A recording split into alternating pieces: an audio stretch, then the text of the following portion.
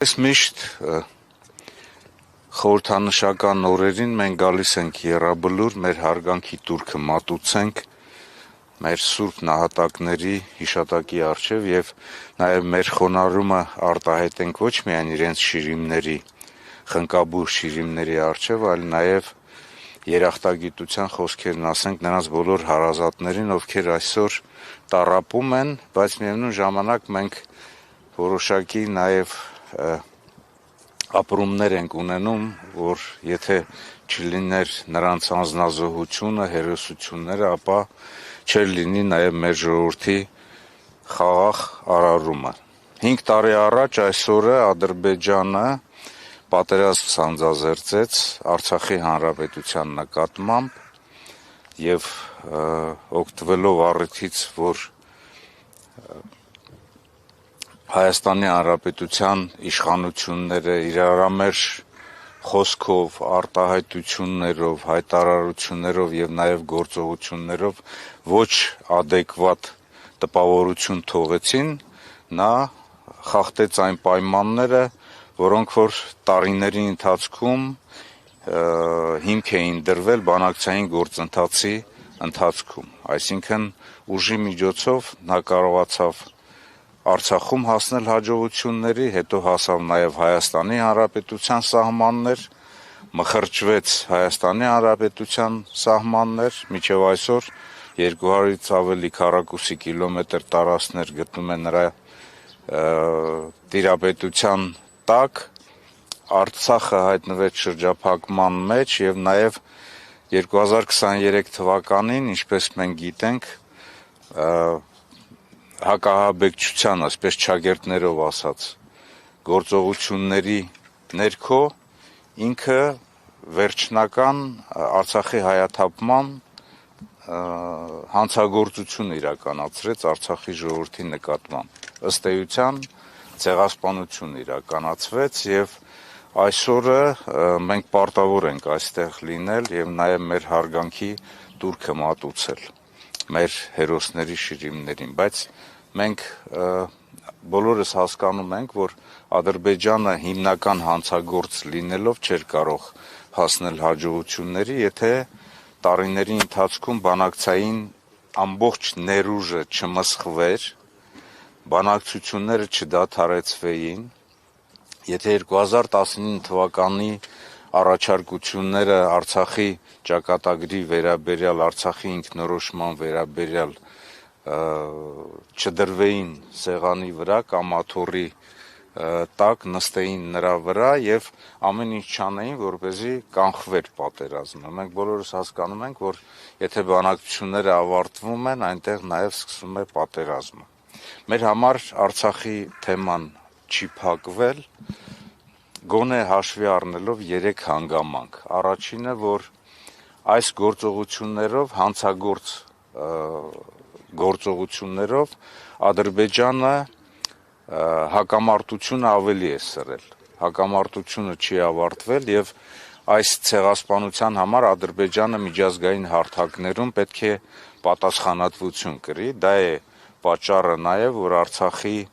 Հանրապետության իշխանությունների եւ նաեւ Վարդան Օսկանյանի գլխավորությամբ հանձնախումբ գոյություն ունի, որը համապատասխան աշխատանք է տանում միջազգային հարթակներում այդ ուղղությամբ։ Երկրորդը, կարծում եմ, որ Արցախի սուբյեկտայնությունը պետք է պահպանվի, իշխանությունները պետք է աշխատեն Արցախի ժողովրդի ճակատագրի, նրանց սոցիալ-տնտեսական վիճակի, նրանց հավաքական պահելու եւ նաեւ հնարավորության սահմաններում գործողություններ իրականացվեն, նաեւ որպեսզի ընդհանուր վերադարձի, հավաքական վերադարձի համար անվտանգային պայմաններ ստեղծեն։ Եվ երրորդը, եթե այս երկու հանգամանքը գոյություն ունի, ապա բանակցությունները այլընտրանք չունեն։ Բանակցությունները գործող ձևաչափով կամ որևիցե նոր ձևաչափով, բայց ցավոք սրտի Հայաստանի Հանրապետության իշխանությունները Ադրբեջանի ղեկավարության հետ միասին, ինչպես գիտեք, լուծարեցին Մինսկի խումբը, դրանով նրանք եւս մեկ անգամ ապացուցեցին, որ նրանք Արցախի էջը գոնե իրենց տպավորության, իրենց գործողությունների մեջ փակել են, իսկ նրանց խոսքը, նրանց գործողությունները ցույց են տալիս, որ նաև նրանց գործողությունների մոտ միտումնավորություն կա։ Եվ ես ուզում եմ եւս մեկ անգամ, որպեսզի մենք այսօրը հիշատակելով 5-րդ տարելիցի խորհրդի շրջանակներում մեր խոնարհումը արտահայտենք ոչ միայն եռաբլուրում, այլ նաև Հայաստանի Հանրապետության եւ Արցախում մնացած բոլոր մեր հերոս նահատակների հիշատակի առջև։ Պարոն Օհանյան, պարտության հետ կապված տարբեր են պատճառները։ Նիկոլ Փաշինյանը, ձեր օրոք պաշտպանության բանակի հրամանատարինների ձեր օրոք քննադատությունների տեղատարափ է հորդացել այս ընթացքում։ Օրինակ ասում 2016-ին, երբ որ ես Ասոն Ջոկատի հետ գնացի Մարտակերտ, 73 թվի ավտոմատ էին ինձ տվել, ասում է Սերժ Սարգսյանը 43 միլիոնի մետաղի ջարդոն է ձեռք բերել, այդ զենքերը ընդհանրապես բանի պիտանի չեն, ոչ մի ձև չեն կարող օգտագործել, իսկ հետո իրենք հայտարարեցին, որ մենք վերջ ենք դրել 80-ականների զենքերի օգտագործմանը։ Մի հատ պարզություն կմտցնեք, ձեր օրոք ձեռք բերված զենքը իսկապես այդպես ջարդոն է եղել։ Տեսեք, Հայաստանի Հանրապետության եւ Արցախի Հանրապետության անկախության եւ ինքնորոշման սկզբնական փուլում ձևավորվեց հայկական բանակը եւ նաեւ Արցախի Հանրապետության պաշտպանության բանակը։ Հասկանալի է, չէ՞, մեր ժողովուրդը գիտակցում է, որ այն զրոյից է սկսել ստեղծվել եւ կառուցվածքային, կազմհաստիկային առումով եւ նաեւ համակողմանի ապահովման խնդիրներ իրականացնելով, որոնց մեջ է եղել նաեւ սպառազինության ձեռքբերումը։ Ես սպառազինությունը ի սկզբանե ձեռք է բերվել Հայաստանի Հանրապետության տարածքում գոյություն ունեցող Խորհրդային Միության զորամասերից մնացած, Արցախի Հանրապետությունում Խորհրդային Միության մնացած սպառազինությունից եւ նաեւ հայ, ռուսական եւ նաեւ հապկի շրջանակներում երկկողմ հարաբերություններում սպառազինության եւ ռազմական տեխնիկայի զարգացման շրջանակներում եւ այդ առումով այնտեղ մենք ունեցել ենք սպառազինություն տարբեր տարեթվերի, ընդ որում այսօր էլ սպառազինություն գոյություն ունի, որոնք որ 45 թվականի են, բայց այսօր նորից վերարտադրվում են եւ հոյակապ աշխատում են, հոյակապ գործում են։ Շատ հեշտ է Արցախյան առաջի պատերազմին չմասնակցել, բայց հետագայում նաեւ քննադատել։ Ի տարբերություն Նիկոլ Փաշինյանի, որ ինքը առաջին Արցախյան պատերազմի ժամանակ բանակ չի գնացել, չի մասնակցել պատերազմի։ Ի տարբերություն դրա, ուրեմն Հայաստանի Հանրապետության եւ Արցախի Հանրապետության տարբեր բարձրագույն ուսումնական հաստատություններից թողնելով իրենց ուսումը, կիսատ թողնելով, ջոկատներ եւ ստորաբաժանումներ են կազմվել եւ գնացել են Արցախին օգնություն ցուցաբերելու։ Սա մեկ եւ երկրորդը Հայաստանի Հանրապետության զինված ուժերը եւ Արցախի պաշտպանության բանակը իրենց կառուցվածքով, համալրվածությամբ, համակողմանի ապահովմամբ, ինժեներական կառույցների տարիների ընթացքում ձևավորմամբ ունեցել են այնպիսի մի իրավիճակ, որ ի վիճակի էին այս պատերազմում հասնել հաջողությունների կամ եթե նույնիսկ չհաղթել, ապա իրենց առջև դրված խնդիրը պաշտպանությունում իրականացնել։ Մանավանդ այն հատվածում, նորից եմ կրկնում, մանավանդ այն հատվածում, որտեղ որ հակառակորդը կարողացել է այսպես մեկ ճանապարհով, մեկ արահետով մխրճվել եւ հասնել մինչեւ Շուշի եւ Հայաստանի Հանրապետության սահմաններ։ Այսինքն լեռնանատարային պայմանները Հադրութում, ջրականի շրջանում հնարավորություն են ունեցել հակառակորդին կանգնեցնել եւ կարծում եմ, որ հակառակորդը ինքն է զարմացել, թե ինչպես է կարողացել այդ օրերի ընթացքում հասնել իմ ասած նշված կետերը։ Եվ եթե խոսքը գնում է նրան, որ փորձում են բանակի վրա բարթել ամեն ինչ, ես պետք է կրկնեմ իմ նորից այն խոսքը, որ մի քանի անգամ ասել եմ։ Արցախի պաշտպանության բանակը, որը որ ձևավորվել է բացառապես ի սկզբանե Արցախի հենքի վրա, Արցախի ներուժի վրա եւ Հայաստանի Հանրապետության կամավորական շարժման աջակցության շնորհիվ ունեցել է 283 կիլոմետր պաշտպանության գոտի, այսինքն ճակատով 283 կիլոմետր է եղել, սկսած Արաքս գետից մինչև Սոտք, Վարդենիսի հատված։ Այդ 283 կետից 83 կիլոմետրից 265-ը ինքը պահել է մինչև վերջ, մինչև հոկտեմբերի 27-ը, մեկ ամիս։ Այդ 20 քանի կիլոմետր հատվածում է աջ թևում, որ եղել է մխրճում եւ հակառակորդը ուղիղ գծով, եթե աջ թևը Արաքսի ափը վերցնենք որպես ելման կետ, այդ տեղից 52 կիլոմետր մինչև ուղիղ գծով Շուշի, 65 կիլոմետր մինչև Բերդաձորի ենթաշրջան, Արցախի, 92 կիլոմետր մինչև Սև Լիճ եւ 80-85 կիլոմետր մինչև Գորիս, Կապան եւ Մեղրի։ Հակառակորդը կարողացել է մխրճվել, շարժվել առաջ եւ ծավալվել այն հատվածով, որի պատասխանատուն ձեր ասած անձնավորությունն է, որ ինքը թող դրա համար պատասխան տա։ Երկու բանի համար ինքը պետք է պատասխան տա։ Ինչու այնպես ստացվեց, որ մերժվեց բանակցային ամբողջ գործընթացը եւ երկիրը մխրճվեց պատերազմի մեջ, կրկնում եմ Ալիևի խոսքերը, որ ինքը տեսել է, որ ոչ adekvat կառավարում է իրականացնում Հայաստանում, ոչ adekvat իշխանություններ են, որոնք որ մերժել են տարիների ընթացքում բանակցային գործընթացում բոլոր պայմանավորվածությունները,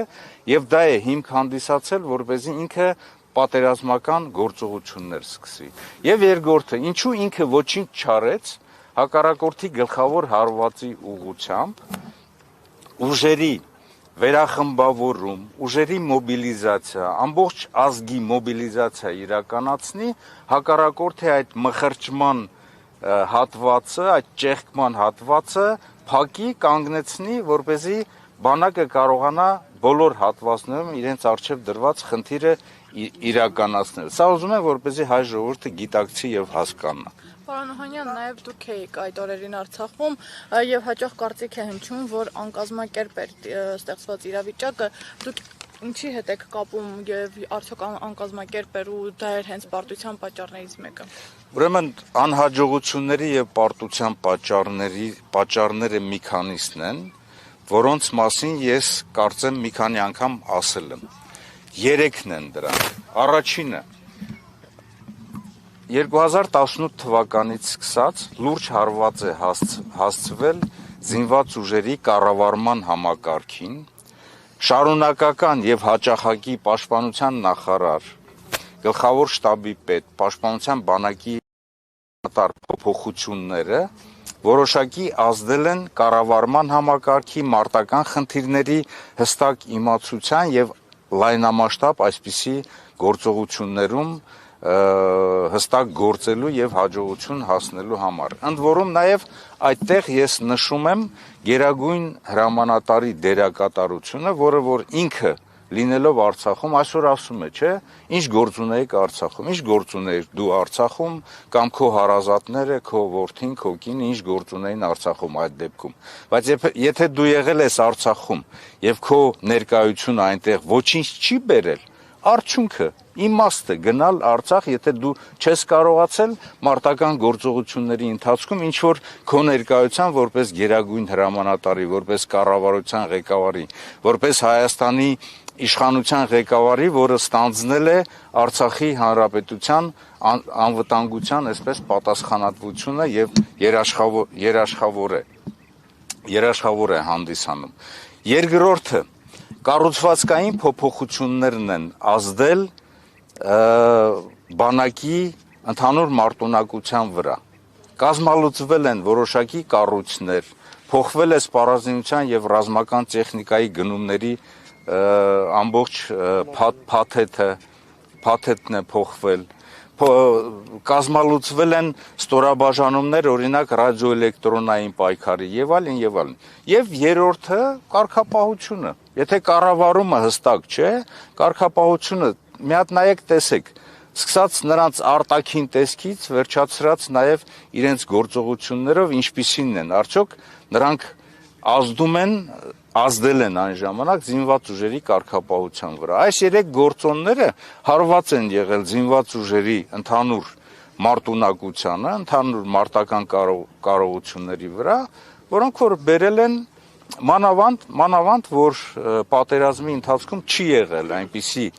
հեղինակություն, այնպիսի անձնավորություն, որը որ կարող էր բանակին թիկունք կանգնել եւ բանակի արչեւ դրված խնդիրները լուծել։ Հեղինակություն չի եղել եւ եթե այսօր ինքը ուզում է ասել, ուզում եմ այս կետին ուշադրություն դարձնեք։ Ինքը ասում է ես լեգիտիմ եմ, ժողովուրդը ինձ ձայն է տվել։ Ժողովուրդը քեզ ձայն է տվել Արցախի համար։ Արցախի անվտանգության երաշխիքը լինելու համար 2021 թվականի արտահերթ ընտրությունների ժամանակ էլ Արցախի հարցի որոշման եւ նաեւ Հադրութի, Շուշիի դեօկուպացիայի համար։ Եթե այդ խնդիրը չլիներ, մի հատ տեսնենք, ինքը այդ լեգիտիմությունը այդքան ձայներ կստանար մեր ժողովրդից, ես կարծում եմ, որ ոչ։ Դրա համար է, որ այսօր կարծում եմ, որ այսօրվա իշխանությունների այսպես ռեյտինգը, արժանինքները, հեղինակությունը օրըստօրե անկում է ապրում, որովհետև ինքը ամեն ինչ արեց, որ Արցախի հանրապետությունը չլինի եւ ամեն ինչ արեց եւ այսօր էլ շարունակում է անել, որոնք որ ազդում են Հայաստանի հանրապետության արդեն ինքնիշխանության, հեղինակ